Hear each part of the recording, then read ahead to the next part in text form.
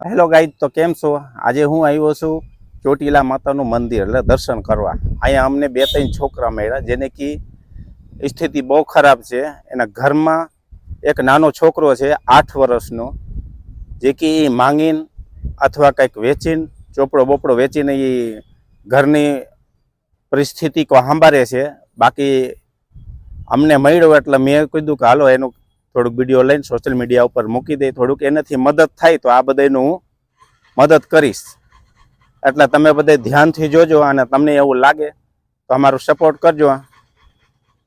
તો અને એને પૂછું કે શું વાંધો છે. જો આ નાનો છોકરો છે, એના ઘરમાં શું પરિસ્થિતિ છે એને પૂછી. બોલ. મારે એક દાદી છે, હા, ને 2 કાકા છે, હા, ને 2 બોન છે, હા, ને એક મમ્મી છે. હા. અને તાર પપ્પા ઓફ થઈ ગયા. કઈ રીતે ઓફ થયા? દારૂ પીતા હતા. દારૂ પીતા હતા. તો સમજો કે દારૂમાં આ સ્થિતિ થાય કે આવા છોકરાને કમાવવો પડે. જે ભણવા વાળો માણસો હોય એને પોતે અત્યારે કમાવે છે.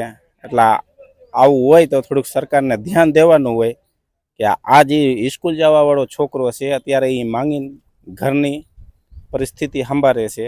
એટલે તમારે બધાને એવું કંઈક મળતા હોય કે આવા છોકરા કે રોડ ઉપર કે કોઈ સ્થળ એવી હોય કે પાર્કિંગમાં, તો આનાથી નિરાશ ન કરવાનું હોય. 10 રૂપિયા કે 5 રૂપિયા તમારે જે થતું હોય એટલા આપી દેવાનું હોય.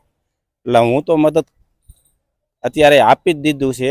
બાકીને તમારે બધાને એવું લાગતું હોય કે કંઈ પણ મળતા હોય કે હાલો ભાઈ કે નાનો છોકરો કાંઈ માંગતા હોય ને કંઈક ચોપડા વેચતા હોય, એને નિરાશ નહીં કરવાનો. એને 10, 20, 50 જે તમને લાગતું હોય આપી દેવાનો.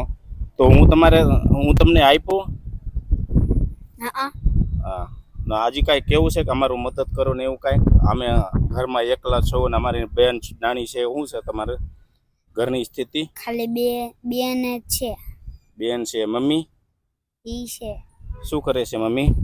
ઘરે રહી છે. ઘરે રહી છે.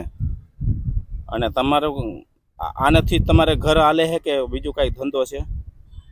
ખાલી આ ચોપડી જ વેચવી. ચોપડી વેચી. જો ચોપડી વેચે છે, માંગતા નથી. કદાચ આવા ચોપડા વેચવા વાળો તમારી પાસે આવે તો એને તમે જેમ તેમ ન ભગાડી દેતા કે હાલો એ નીકળવા, એમ ન કરવાનું હોય. અને જે તમારે મદદ થતું હોય ને તો તમે એને સપોર્ટ કરો. તો આ વિડીયો સારું લાગે તો આગળ શેર કરજો. બાકી જય માતાજી. ઓકે બેટા.